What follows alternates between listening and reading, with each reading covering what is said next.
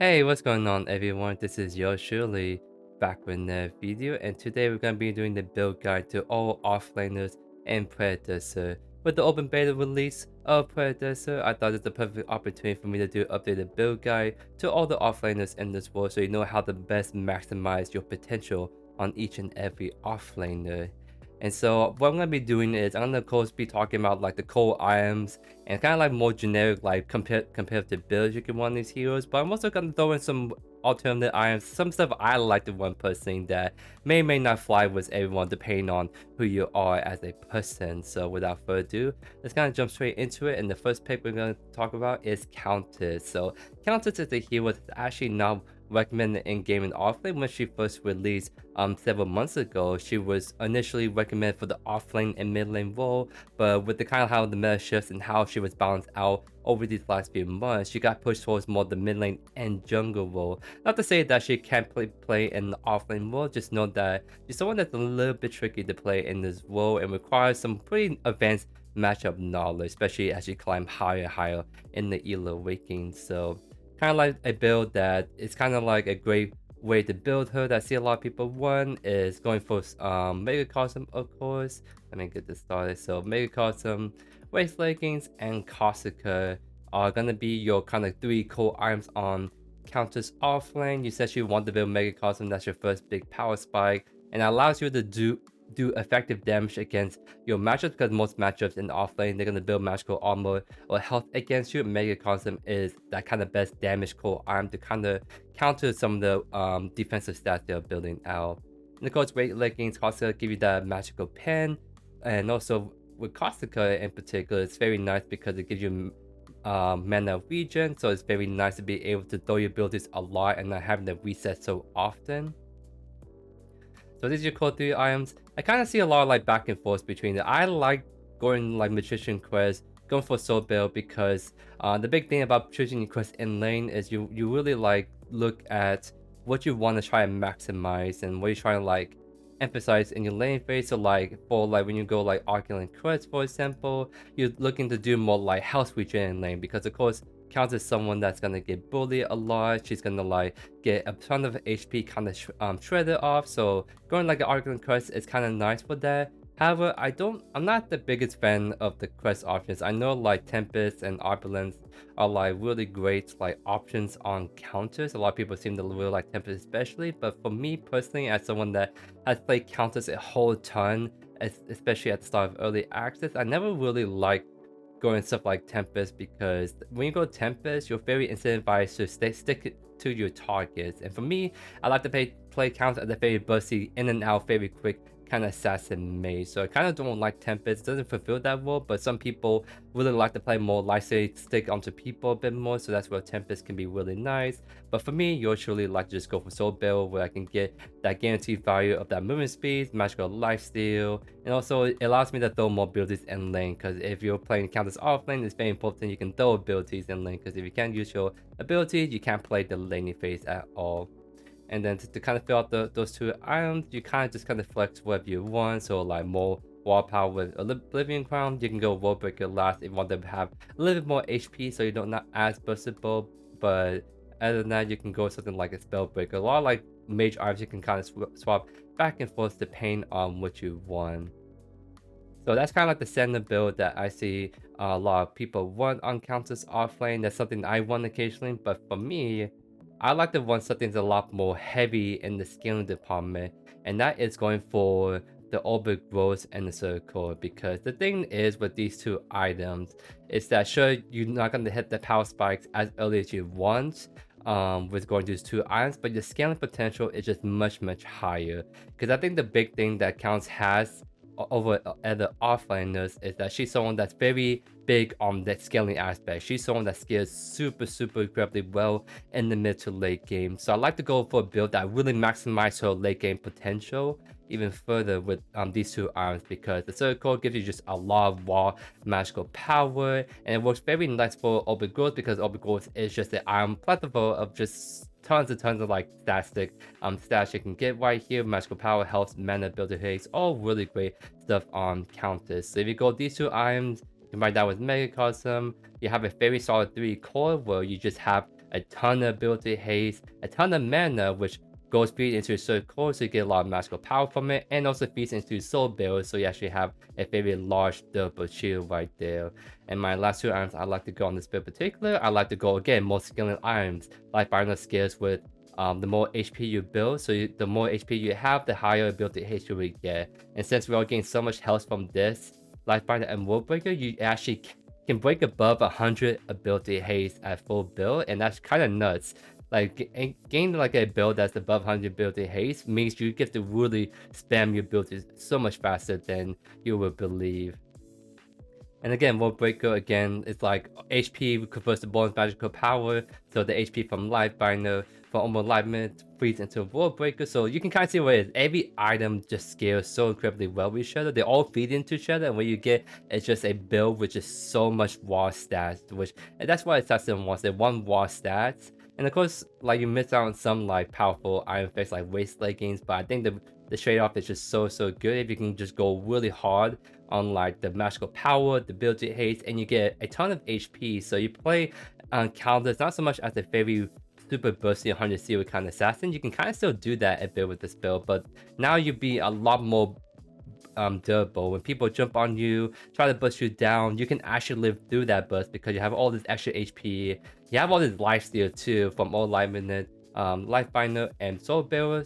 You use all your that plus your passive, you can actually heal a ton in fight. So as a Countess main, I love this build. Well, because it feels like it maximizes your late game potential the best. It makes it just really hard for people to really lock you down because you're just going in and out, using abilities really fast, and you have all of this lifesteal and extra HP, so they just can't really like deal with you that quickly compared to the other standard build. So like this build is a little bit more advanced in the sense that you have to play a lot more for the mid to late game than the other build. But I think if you can get comfortable with the Countess laning phase and you like to play this character a whole ton, I think this is the build that you're gonna really enjoy playing in the mid to late game especially. Next up, it's gonna be Crunch. Crunch is just a really solid like laner. He's very good in the early to mid game, but he sort of falls off in the late game where he's kind of forced to rotate the team fights. And when he's in the team fight and 5 people is looking at him, studying him, busting him down, he's not a happy Crunch. So what we want to try to do when we're building Crunch is we want to try to maximize his early game damage, and then once we get to like the 3, 4, 5 items, that's when we want to try to build some durable items on him so he can be able to be a frontliner that can eat all that bursty like stun damage and live to tell the tale, so to speak. So your quest in lane most of the time is just going to be Warrior's Quest, kind of like a great all-in-one item. You get some health and you get some like physical power, so you can't never go wrong with it. I like to go Icebone Talents. I know some people sometimes like to go Phoenix for the revival, but I think if you want to play Crunch as a very strong duelist, has great mobility and catch potential, Icebone Talent is the perfect fit for him. After that, your first 2 items is actually going to be most of the time Augmentation and Mutilator. So Augmentation is actually Crunch's best first item from my account and from my time playing him. It's just a very powerful power spike, being able to get that shoot damage, empowerment on your basic abilities. That movement speed when you use your ultimate is actually quite nice, so you can stick to people much better. Ability haste is just really goated on Crunch. You really want ability haste for you to be able to use your ability rotations quite effectively. And it's kind of what makes Melee a great second item as well. Ability haste is really great. Army Fam works really good with Crunch's like passive Army Fam kind of kit. And more importantly, it's also very good synergy with the melee passive right here. Every time you do ability damage, you proc Devour, which you can like do like HP damage and can steal some HP from your opponent. So these are kind of like your 2 core items you can never go wrong with. I think if you want to min-max some of your matchups in the offlane, you can kind of drop melee and start to do stuff like Draconium against like physical based matchups, or something like Titan Mallet or Boy Helm if you're going against like magical based matches. But most of the time you're gonna stick to these 2 items. You can never go wrong with them. So this is gonna really make for a really great early to mid game kind of portion of Crunch's build. And once you get to like these 2 items, like I said earlier, you want to really try to maximize your defensive stats, but still try to build some damage whenever you can. So I like the 1/3 because it gives me that nice HP armor stats, but also it treads armor too. So against like tanks especially, you're gonna be actually quite effective with dealing with tanks. You have the shoot damage from augmentation, you have the HP percent damage from melee, and now you got the armor shred and citadel as well. So if this is the build that you're just really strong into tanks or just anyone in general, like this is a very like aggressive but also quite good defensive build where you have all this HP, some armor, some like extra HP you're building, so you're actually a pretty durable fighter right here. And so for your last two items, it really just comes down to like your kind of matchup for the most part against like heavy magical team comps. That's when you want to do like magical defense items, obviously. So that's when you start to build something like Boy Helm. I quite like this item on Crush because he does a lot of healing in this kit, and this item amplifies your healing, so you can kind of boost up even more. And then another great item you can try to go into more physical heavy team comps is something like Draconium for the physical armor, but again that item also increases your healing as well, so you can actually have a build that you bring all these armor stats, you bring all this physical power stats, but you also bring stats that are going to help you live longer and be able to army fam lifesteal even better in those kind of engagements right there. Last item just flag, so you can just put in like any kind of armor item, so like Tame Guard, Tame Bastion is always really solid. If you feel like you don't really need like anti-healing or don't need any armor stats necessarily, then you can go for Salvation. You get like Tenacity, Honor, you get 500 HP, and you get a shield too that procs when you get low on HP, so if someone's trying to bust you down, you get a fast shield that can let you live even better. And then you also get the army vamp on top of it. And then when you have like these healing stats like Draconium, amplify that healing, and you have a kit with just army vamp and healing in general, you can actually like lifesteal back up quite well, along as you can kind of keep swinging after you get CC right there. So Fairy's quite a solid build. I think this is like the best way you can generally build him. Maybe sometimes swap out Icicle and Talons for something like a Titan's Quest if you want to be more of a durable fighter for the most part. But like these kind of cool items, like especially Augmentation Mutilator, you don't normally swap them out. Like this is, if you want to make your life easiest, then just always build these two items, and then you can kind of look at what kind of team comp you're going against and kind of decide what items you need and what kind of stats you need to deal with that kind of team comp right there. Alright, next up is going to be Feng Mao. He's going to be our physical assassin in the offlane. Not like the magical assassin like Countess, he's going to be the physical base assassin. So Feng Mao's always have some pretty disgusting builds in the sense that some of the item interaction he has is just so powerful in general. So of course you want to go Assassin Quest, and most of the time you want to go next, just kind of like a straightforward dash that can do extra damage depending on how much damage you do before you dash. I know some Feng Mao players seem to like to be picking them ores lately, and because the movement speed is straight up like consistent, it's great for catching people or even evading people. And if you want to snowball even harder, then the physical power you can gain from ores is quite good as well. So for the stats, for the actual items you want in this build, you definitely want to build Mind Racer, but you don't have to finish that item right away. And what I mean by that is, for Mind Racer in particular, let me see if I can find this. Mind Racer comes with the component, does it even show right here? Sorry, I don't know like if it's showing right there for a reason, but anyways, here we go, Soul Chalice. So like all you really need to play Feng Mao offense starting off is Soul Chalice, because you need to build mana on Feng Mao. Feng Mao is very mana hungry. If you don't build mana on Feng Mao, it's really hard to use your rotation, build your rotations aggressively without getting like completely oof on your mana too fast. So you always want to build this first, and then after that, you can decide you want to build out Mind Racers right after, so you can get that very nice cleave damage, so you can be able to instant clear rage with your E, for example. But a lot of people, including me, like to build for like a better power spike, and that's Omen. Let me tell you, Omen is quite disgusting item right now, especially on Feng Mao, because essentially what happens is when you play Feng Mao, your regular rotation of your abilities is your RB and auto attack E, and what happens is if you do that whole rotation fast, back to back, you get the cooldown reduction on both your RB and your E as well. And your E also reduces your RB cooldown as well. So you kind of see what's going on right here. With Omen, combined with your E reduction on your arm B, you said you have a arm B dash that's on a relatively low cooldown, so you can dash in, do your whole rotation, and be able to dash out a couple seconds later again. Like that, it's kind of disgusting. On a Feng Mao that's already elusive enough as arm B, he can just cast that twice with this item, and that's why people will rush build this first item, because just makes him really slippery and make him, his whole ability rotation just even more deadly.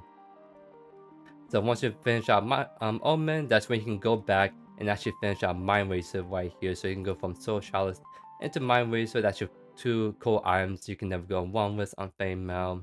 Then like you can go like Perforator, more armor pens, what you really want on Feng Mao. And Build to Haste is also really good on him as well. So Perforator is that all-encapsulated, all-in-one really great item. Afterwards, you can go Pain Reaper. More Build to Haste is always really good. You get some physical pen and bonus movement speed when you cast abilities, and with Feng Mao, you are casting abilities quite a lot, so you can actually maintain the stacks on Pain Reaper quite well. And your life item, it just really depends on what kind of team comp you're against. If you're against like a very heavy CT comp, you can go Mesmer to get a Spell Shield. Otherwise, you can go something like a more generic Mutilator, which is actually fits Feng Mao's like Assassin kit quite well, and allows him to like be able to steal HP. So normally he's very squishy, but if you go build Mutilator out, you essentially, if you can go in and hit multiple people, you gain a bunch of HP, and you can be a bit more durable, so you don't get instantly blown up as soon as someone turns your way. So that's kind of like the best way you want to build Feng Mao. I don't think there's no like really alternative way to really build him. Like that's just like the very best way to build him at the moment. Next up, it's gonna be Greystone, and for Greystone, he has a build that's just quite disgusting. So I said Feng Mao's build disgusting, but Greystone's build is also quite disgusting, and that is going Fire Blossom Basilisk. Because the thing with Fire Blossom Basilisk is that you wouldn't think Fire Blossom wouldn't work well on Greystone because they have any CC on his kit. However, this is the item that is just straight up just so strong on its own. Just great like damage around you constantly, really makes your wave killer even more stronger on Greystone, but more importantly, it just fits his like kit very well, because what Greystone wants at the end of the day is defensive stats and HP, because the more HP it builds, the more HP he can gain back from his ultimate. And because a lot of the matchups in the offlane are like really aggressive physical offlanes, things like the Feng Mao and Grux, Fire Blossom is straight up a nice item to go against it, because you get that armor to really deal with all that physical damage coming your way. Like, if you're talking about like one of the strongest like T2 items in the game, Fire Blossom also has that in Brimstone. So what you get is a build where Greystone has a lot of physical power in his kit and passive. You push the aggression, you push with your aggression with the Brimstone T2 power spike, and you become like really hard to shut down. Like his sustained damage with Fire Blossom is just really high.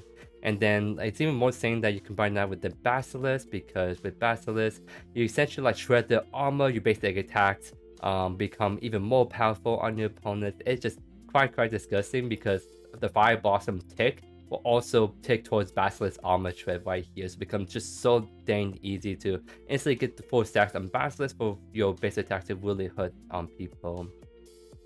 So these are his two very best items to go in offlane uncontested. You can never go one, and if you want to build Greystone like the most effective way, you always want to go these two items in particular. And for your quests, like you can go back and forth between like Titan's Quest, where you're going against really aggressive matchups, you need to survive a bit better, or you can go Icebone Talents. But I think most people go for like Severe's Mentor, because like I said, Greystone wants that HP, and this just works really nicely for his whole kit in general. And then after this is where you can just again prioritize items that give you HP armor stats, but still build that aggression with all like the damage you can like bring out. So another great third item that I consider to be also this core item is Citadel, because the Citadel armor shred also stacks from the Basilisk armor shred. And so essentially you have a build where you're building all this armor, you're building all this HP, but you have double armor shred right here. Quite disgusting. You just do so much damage. It's just unreal on this guy right here. And so last two items are just purely just your tank items you can 1-to-1. So you can go like the Tainted God, Tainted Bastion, you can go like Stonewall, Crystalline, really any defensive stats you really want to go, you just plop on those last two slots right there. So I'll just fill out with these two items. You should never go wrong with this right here. Just build these 3 items, you get plenty of physical power anyways. Then your last 2 items can be literally any tank item depending on who you're against. And then you have a build where you're doing a lot of damage with Greystone, but you're just so dang hard to kill because not only have all these defensive stats, you have an extra life with your ultimate. So like they finally will down you to 1 HP, but then use ultimate and now you're back to full HP almost, and now they have to do it all over again to you. Quite disgusting if I do say so myself. Next up is going to be our favorite W key warrior in offlane, and that is Grux. So I see a lot of different build variants on Grux in the offlane especially, but I think the one item that people agree you can never go wrong with first is Basilisk. Again, Basilisk is just that item that's just so strong on boosters at the moment. Greystone takes really great advantage as well, and likewise Grux can take very great advantage on it as well. So you want to go Basilisk right here, and after that I start to see different build variants depending on I guess the kind of play style of the player and who you are against. Most of the time for your like first options, you're gonna go for like Ice Golem Talons because Grux kind of lacks that movement speed a bit. You want to like have some way to kind of catch people or to kind of disengage from team fights, and Ice Golem Talons is that all-in-one great item. Besides Ice Golem Talons, you can go Sever's Mentors to become a lot more bulkier, a lot more hard for people to bust you down. So I like to kind of go as Talons because I like that extra movement speed to get in and out of team fights much better. And so I guess I'll show one build variant first that I think you see more often. You can never go wrong with is Basilisk Bonesaw, because what Grux wants is a way to amplify his on hit damage while also still bringing some durability, so you can play like the juggernaut he is. And Bonesaw is just a very good complement, especially when paired with Basilisk right here. So you can go these 2 items, and after that you can kind of fill with like just any like armor slash physical items. So something like Draconium does actually really good on him because it allows you to build that aggression with the physical power, but also you can build some defensive stats with the armor right there, and also the increased healing works really good with Grux's Army Fam kit. Citadel is really nice too, so you can get that double armor shred, but also more defensive stats. And you can do something like a Last Salvation just to have that 5 HP static right there. Army Fam is really good, the shield is really great as well, so when people try to push you down, you get an extra shield to give you a fine chance to start to Grux on people a bit right there.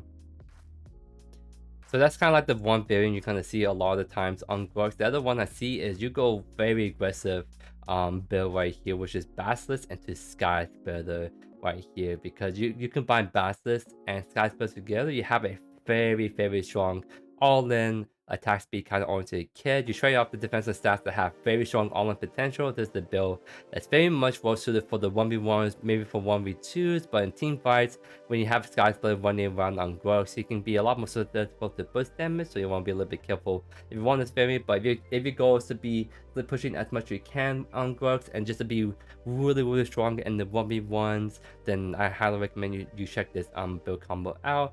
After this, you can kind of go again for like stuff like Draconium, so you can get some of that defensive stats, but also increased healing can work really good on him. You can go like Melee next, because like this is where you can really just amplify on hit damage. So like you can have all this really powerful passive effects right here. You can combine that with Melee on top of all that. You got the extra Army Fam, you got the extra healing for Draconium, amplifying your healing in your passive as well.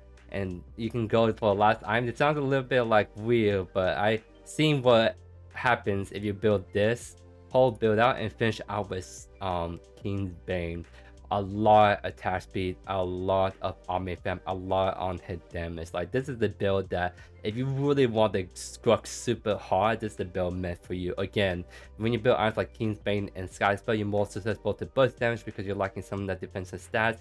But if you get to a vacuum fight where it's just you and one opponent, you will pretty much almost always walk on top, because this build right here is just really meant to win almost any 1v1 in this game right here.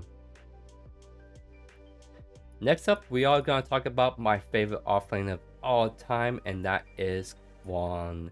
So there's actually, I have 2 different build-ish variants. We're going to talk about him, but we're going to talk about for the first one I'm going to talk about is his most popular variant that I'm sure you guys have seen plenty at this point, and that's the Killer going for 10 bits. This is the item that just works incredibly well on Kwang, giving the magical power built to his health, but also that healing. It's actually a really powerful dueling item that's going to really help enable Kwang to like kind of win those 1v1s once you get this quest online.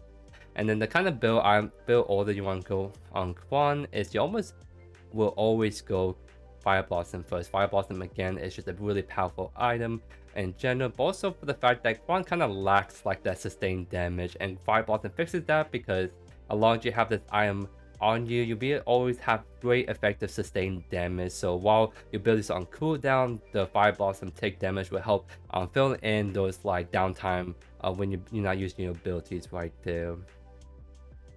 And after Fire Blossom, you're gonna go like straight up to a tank build. Like kind of one thing about Kwang is that he's like quote unquote like magical bruisers, but like how he is in the meta right now is that he's best played as a tank because he already has a lot of damage in his kit. There's a lot of tank items like Fire Blossom, Flux Matrix that amplify your damage. Sorry, excuse me for that. It's gonna amplify your damage a whole ton while still being a ton defensive stats as well. So most of the time you're gonna see Fire Blossom into Flux Matrix, and after that you can go to like stuff like Elephant, so you can have more. This is the build that you bring a lot of armor, a lot of health, but also being items that's gonna also amplify your damage quite a bit right there. So this is kind of like your solid 3 core item. You can never go wrong with Kwang. I like to kind of go World Breaker Force because you still want to build some magical power at the end of the day for this guy right here. So you can have your ability still do damage in the mid to late game. So all this health you're building right here gets converted to bonus magical power. So this combined with your Tempest, you're going to have a healthy dose of magical power in disposal for your kit. Last item is just kind of like a flex right here. You can do like a Tame Scepter for anti-healing. You can go like the Tame Guard or Tame Bastion, depending on which kind of healing source you need to shut down right there. So my build variant that I like to run, it's almost identical to the one I just showed you. The only difference that I do from when I play Kwang offlane is that I like to run Time Warp second. Because the thing with Kwang that I noticed whenever I play him, I like to use his abilities aggressively and a ton. And so the thing with that though is if you do that, you're gonna run out of mana pretty quickly. And I don't like to like be limited by my mana consumption for any hero that I like to play aggressive on. So I really like Time Warp on Kwang because it gives you that a lot of that mana regen you need to be able to like really sustain your like aggressive playstyle in lane. It's also really nice because you start to build a lot of raw stats of magical power ability haste. So like normally you can kind of struggle in magical power ability haste as you build along, but Time Warp is like nope. You get a ton of magical power, you get a ton of ability haste, and you get a passive that also reduces your cooldowns even further. So I like this item because it kind of gives me everything I would want on Kwang. Mana regen, ability haste, magical power. It's awesome. It's great. Like I don't see as many people build this item, but I seriously think like, especially if you look at my meta.city page, like when I was trying to grind for my fantasy skin on Kwang, I always keep going back for Time Warp because that item is just too dang effective for my time playing with him. Like it's just so good as a solid second item that I really want people to try out more, and I think you'll be surprised of how effective this item is if you're that really aggressive Kwang player like JoeYoursTruly is. So after this, you just build your regular items pretty much right afterwards. So that's when you can go back and build like your Flux Matrix third, again World Breaker force, and then your last item can be whatever like Tame Guard, Tame Bastion you need against the opposition right there.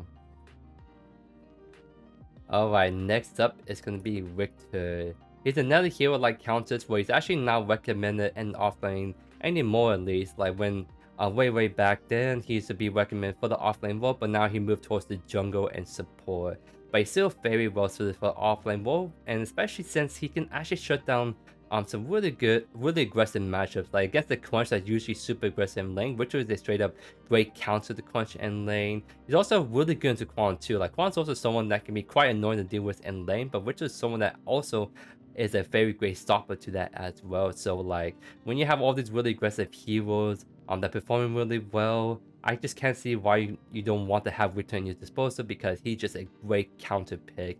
Or even outside the counter pick, he's a great aggressive tank laner because out of the tanks we have Steel and Sevarog, Riktor is very much an aggressive tank, has some of the highest damage capabilities in the early game compared to other tanks in the game, and also has like a very great like team fighting kit, being able to get those nasty hooks, get that team pick, silences, stuns, you name it. So the first variant that we're going to be talking about on him is, of course, you want to build him like the tank, so Seville's mental, especially since he's someone that scales with HP quite well. You want to build Seville's mental on him, and then you want to do like Fire Blossom, and then you can start the counter build. So against magical or physical, you start to do like a tank guard, tank bastion, and then you can start to throw even more tank irons on top of that, like a Elephas.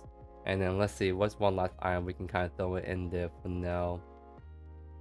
Then you can build something like a Stonewall. So pretty much when you play Riktor offlane, most of the time you build him strength tank. That means that your damage does kind of fall off in the mid to late game. But like your goal as Riktor offlane anyways to be a really strong frontliner tank and team fighter for your team. And it's the kind of build playstyle that you want to use to best capitalize on that. I did say there was a second way to build him that I've actually been a big fan of recently, and that is going for a more magical based build, because Riktor is someone that actually has nice magical scalings if you commit to the magical power items right here. So this gonna sound a little strange, but trust me, it is well cooked. I like to go Open Enlightenment and Fire Blossom as my two core items. I want to build Riktor with more magical power, because what I mean, so the big thing is with the other full tank build I just showed you, when you go that build and you hook someone in mid to late game, you don't have the damage to really threaten people by yourself. Like if you hook an ADC in, the most you can maybe do is half the HP bar with a full tank build, and that's not quite enough to really shut down the AC. That can blink away, they can dash away, and you use the whole kit on them. You have no more damage fall off to really finish them off, right? But if you go for a build that actually builds a healthy dose of magical power, your damage becomes something that can almost just 100C with squishy targets mid to late game. And this kind of build style I actually like a lot on Riktor, especially since like the thing when you do solo kill is that sometimes you want to try to carry team fights a bit more, have more like self-agency in this team fight. So instead of being full tank and being like the super duper like team player, I like to get not necessarily greedy, but I like to get some more self-power in myself to be able to deal with people by myself if I have to. So I would like Over Enlightenment, because it gives you all the stats you want on Riktor. And the thing with Riktor is, since he has a really great early game, you can actually get away with stuff like Over Enlightenment, because the trade-off is like when you go Over Enlightenment, usually you have a weaker early game, but Riktor's early game is really strong anyway, so it balances it out and you still have a decent early game right here. So you can go Over Enlightenment right here, then immediately follow up with Fire Blossom, just really great arm. You can never go wrong with Riktor. After that, I do like to build like Oathkeeper third, because you get that build to haste, you get that empower basic attacks after you use your abilities, which work quite nicely on Riktor. They can do like World Breaker, so you bring all this HP that feeds into World Breaker, so you have get a ton of magical power on that. And the last item after that is just a straight tank item, wherever you want. So like tank guard, it can be a great last item to finish out right here. So this is the build you can get a great amount of magical power in. And in this mid to late game team fight, instead of you having to rely on your team to follow up on your hooks, you can rely on yourself to follow up on your hooks, because you now have the damage to actually finish people off while still being like very tanky with all this HP and armor stats you can still like build out right here. Like I really like this build a lot. And Riktor offlane, if you want to play him more as the self kind of carry tank, so to speak. Alright, next up is gonna be Zarus, and Zarus is either like much like the Riktor like Countess. She's not like a recommended hero offlane. She was never recommended offlane to begin with. She's always been primary jungle, but with kind of recent meta shifts, especially in the comp scene, people really like to want Zarus in the offlane, because she has to have a kit that's very good for like diving backlines, because like with her Q, with her E, and her shoot damage or ultimate, she actually can be someone that can be very scary for the backline to deal with when she's on top of them doing damage. So normally when like Zarus jumps on them, like, oh, we wait for her to go out of her Q, if we stun her, we bust her down, end the story. But you can't do that if you build her as a bruiser / tank, and that's where this Zarus offlane comes into play. You straight up, instead of being Zarus as a kind of ADC, assassin-y kind of kill, so you straight up build like as a bruiser tank. You still have lots of damage. You're still very scary when you jump on back to people, but now you can buy your team so much time, because with your Q, with your E, being able to like really go in deep and being able to like really just hold the enemy's attention for a long time, you can actually just cause so much chaos in the backlines because you have this hero that's stalling for time so much with her Q alone. They try to focus her down. She has all the defensive stats, so it's taking like 3 times as long to kill her. And all this time they're throwing abilities at her, your team can follow up, go in and finish off the people while their attention is turned towards you. So it's a build that's very much like you're a very great 1v1 duelist still with Zarus, but you're also a very great team player because all you need to do is just W key the back line. The enemy team panic to try to focus you down, they can't do that, and then your team all they need to do is follow up behind your aggressive like dives, and then you can really just be able to clean up team fights after that. So for Sarah's offlane, most of the time you're going to be seeing either Sophia's mentor or Icon talents. I think most of the time people like Sophia's mentor because the early game of Sarah's can sometimes be a little bit rough as she needs time to kind of scale and get her items online. So Game Time's Quest is quite nice for that reason alone. After that, your first 2 items are actually going to be Overload and Sky Splitter because you need like wave clear with Zarus, so that's where Overload comes in. You get also a lot of nice HP that also can scale up really nicely as the game goes on. And then right after that you go Sky Splitter because now you still need attack speed on Serath at the end of the day, so getting Sky Splitter in there is a perfect fit for her. And with the 3 items alone, that's when you can start to really kind of win the 1v1. You have a lot of raw sustained damage, especially with your ultimate in play. That's when this is where you start to really become a scary kind of opponent, and it just gets even better after this because after Sky Splitter you go for more like raw stats like Bonesaw. You get 5 amount HP, it feeds into Overload again, but also gives you bonus attack speed, works very great on Sky Splitter. So it's kind of like your core item right here. You get these items online and now you're just a very durable tanky diver that's still doing lots and lots of damage to the back line. So your last 2 items are just sort of flexible depending on how tanky or how much damage you want to do. You can do stuff like Basilisk. Basilisk is always good. You never can go wrong with this kind of build on Zarus especially. And then if you want to like go for even more damage after that, then you can go Citadel. So this is the build that's all about like HP. It's a Sky Splitter, but yeah, very strong on head. You have very strong like armor shred right here. You get some defensive stats. You have all this. This is the really great generic build you can run on Zarus that can just never go wrong with. Alright, next up is going to be Sevarog. He's going to be our scaling tank right here. And so he's kind of have a very like solid kind of build that it doesn't really change that much, and that is just HP, HP, HP. And so for that, you course want Severe's mentor on him. You want Fire Blossom. I know some people don't like Fire Blossom sometimes because it makes it a little bit harder to stack, but I really still think you need Fire Blossom for that sustained damage, but also that wave clear is going to be really helpful mid to late game, so you can kind of shove waves out faster and be able to start to rotate the team fights much more efficiently. So after this, just raw defensive stats is what you really need. So Tainted Guard, Tainted Bastion, depending on, you can go one or the other or go both depending on the team comp you're against. And after that, just straight up just build just the tankiest items you can find, because that's what Sevarog, all he needs is just tanky stats. So I can't say like these are like the best build order because it really depends on the team comp you're facing. If you're facing against like a very heavy physical team comp, then you probably want to drop like the Tainted Bastion Crystalline, build like armor stuff like Elephant instead. Or vice versa, if you're against a very heavy magical team comp, that's when you like drop like the Tainted Guard, Stonewall, build more like magical defense, etc, etc. Next up is gonna be Shinbi in the offlane, and I think like she has one like really solid way to build her, and that is going for like the double scaling build. So very much like what I showed with Countess, where you build like a circle of big rows. I really think like with Shinbi especially, you just want to scale as good as you can to late game, because she's very much like the same situation as Countess, where both heroes want to like capitalize on the mid to late game scaling as much as they can. So I think going for a build that can really amplify that as much as you can, I think you just have to go that. So like of course if you really want to like play more like stream like Shinbi build, then like you can do the same thing I showed with the counts where you do Mega Cost and weight selecting Kasuka, but I really don't think this is the best way to play Shinbi, especially since Mega Cost is not as good as it used to be on her. I really think you want to go for raw stats, especially items that can really help you just scale up really hard in the mid to late game.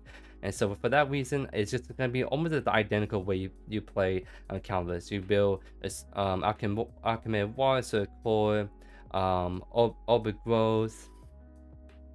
You still go Mega Cosm because it's still a nice source of sustain damage, and also the mana is also quite nice with it. I still don't think you should just go for like a Mega Cosm with like in Casca. I think you just go for more raw stats like you can find in the circle, orbit growth, or orbit enlightenment right here. And after that, I really like the, again, Lifebinder World Breaker because at full build, with these items, you essentially be able to dash like every 5 seconds. It's just nuts when you think about someone that's super elusive that can dash every 5 seconds. I'm not kidding. Like, you can just dash all game, and you have Q's on a 2-second cooldown, your E is like on the 4 or 5-second cooldown.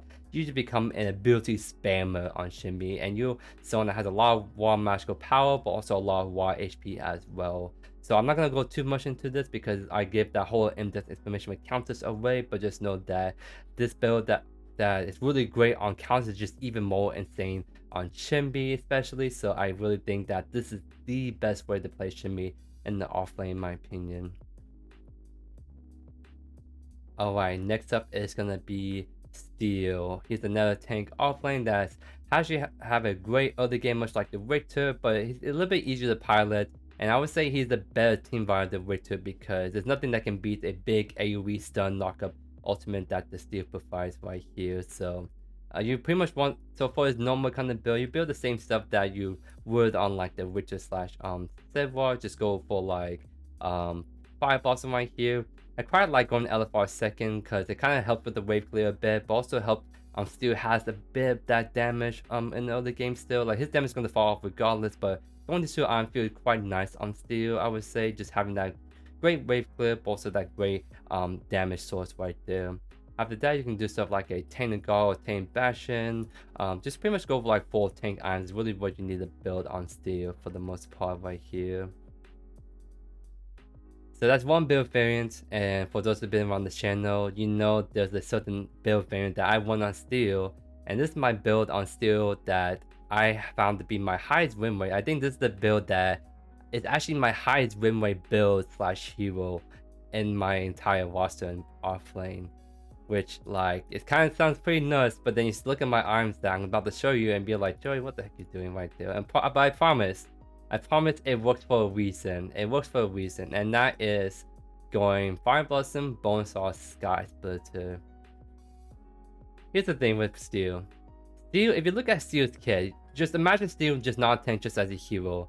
He has CC, CC, and another CC on his ultimate. Like 3 CC abilities, his E wall just really great for doing like mages and ADCs. He actually, if you look at his kit, he actually has a kit that's actually really dang annoying to deal with in 1v1s. He actually has a great duelist kit, but then as soon as you look at the numbers, you look at the raw heroes, okay, he's just a tank. He's not great in 1v1s. But if you go for Bonesaw Sky Splitter, you turn Steel with otherwise a tank into a strong duelist bruiser kind of dude. Like it sounds so weird to run Bonesaw Sky Splitter on the tank, but I promise it works so dang well. I just did a recent video on it. If you want to check out a little bit more what's going on, I think it's best to see this build in action more than anything and let the gameplay speak for itself, so to speak, right there. But if you want to know a little bit more, the 2 best items in the game to really amplify your sustained damage on the potential is Bonesaw Sky Splitter. So if you combine both of them in the build, you essentially turn any like hero into a really strong duelist, and that goes for Steel as well. I just found this combo just to work so incredibly well on Steel in particular. So you go this item right here, then you just go full tank right afterwards. So that's when you can go back and build like the Tainted Guard, Tainted Bastion as the example right there. Like, this build looks so weird, but again, I promise there's a reason why this build works. There's a reason why this build is my highest win rate character slash build in this game still to this day. Like, if I want to just be able to carry my games and be absolutely annoying in both 1v1s and team fights, this is the build that I always won regardless. Alright, the last one we're gonna be talking about is Zarus, and Zarus has a pretty straightforward build. He wants like physical power, he wants some HP, he wants just stats he wants on the bruiser, much like the Grux and Crunch, but he's a little bit different in what he wants to build. So his first item you want to build on him is actually going to be like an augmentation, because he's very much a character that really wants to emphasize his basic attacks after he uses on B especially. So you have that nice burst damage combo potential, because what you want to try to do on Serath is you want to try to build Serath durable enough so it can kind of frontline for your team, but also you want to build him in a way that allows him to 100 people, especially squishy targets mid to late game, all in one combo. When you leap in with your ultimate, you do your auto attack on B, use your Q, auto attack on B to finish him off. That's the kind of combo you want to try to do. So you want to build items that can really like make that possible as many times as you can. So of course, Ice Control is going to work really great on him, because you emphasize your physical power, you slow people and you Coliseum so they can't get out of it. And then after like augmentation, you go Berserker's Axe, which this item, like pretty much whenever you use your ultimate or your E, you empower basic attack. So essentially every time you do your normal combo, you can park both your Berserker's Axe and your augmentation as well to make some really kind of daily burst damage on that one basic attack alone. And then after that, you want to again like make sure you damage really stick but still being durable. So Serath does really nice for that armor shred, but also like you build that nice defensive armor like stats you can get from there. After this, like you kind of have a great amount of defensive stats, so it kind of feels like at this point you can kind of go for even more aggressive items, for like for example Omen right here, because again this is all about the combo kind of potential you want to try to do to burst down people. So we can kind of leap in, you do enhance basic attack damage from Omen, but also reduce your cooldown. So you go in, use your RB auto attack, and that reduces the cooldown of your E or RB, so you get the RB again really fast right afterwards. It's just a really great item to really 100 people. And last item that I like to run on him is the Perforator. So like Perforate, again, armor, like the armor trait you get from Serath does, plus the armor like penetration you get from this makes your ability, damage, and basic attack just really hurt super hard regardless of who you're attacking right there. So you can either go Perforator, or if you want to be a bit more durable in the late game, you can go Melee instead. But essentially these 4 items right here really amplify your damage to really just be able to burst down targets in your one combo alone, because it always feels nice to be able to like just kill anyone by yourself. Of course, you should get follow up on those engagements with your ultimates by your team, but it feels nice to be able to self-kill anyone by yourself, and if you have anyone to help you, then you just guarantee that kill even easier on that guy. But yeah, that's about it. I actually went a lot longer than I did, but I had a lot of stuff to say on all these heroes and predators. So pretty extensive, guys. So really hope you guys enjoyed this video. Really hope this helps, especially the new players out, so you guys have a really great understanding on what's the best items to run on these heroes and how to really maximize potential in all of them. I'm not too sure if I'm gonna do a build guide to other roles, just because I'm mostly a offlaner main at the end of the day. I do have great knowledge in other roles as well, but I feel like when it comes to like the mid lane or like the ADC, they kind of all have very similar builds. Builds just straight up damage. At least for offlane, it feels like there's a lot more diverse kind of builds, heroes, assassins, boosters, tank, you name it. So I feel like there's a lot more item discussion you can do with offlane that you just can't really like do nearly as much for other roles. So I'll think about if I'm gonna do other roles, but for now I think I'm gonna stick with this offlane guide right here that I think is just super extensive and give you guys a plenty of info to work on. So like if you're looking for any hero to play offlane, then you can go to the timestamp in the video and get all the information you need to maximize your potential on them. But really appreciate for all those who are sticking out with me towards the end. Very long video, but a lot of great stuff again that I think is gonna be really helpful to you guys. So again, really hope you guys enjoyed today's video, and I'll see you guys in the next one. Peace.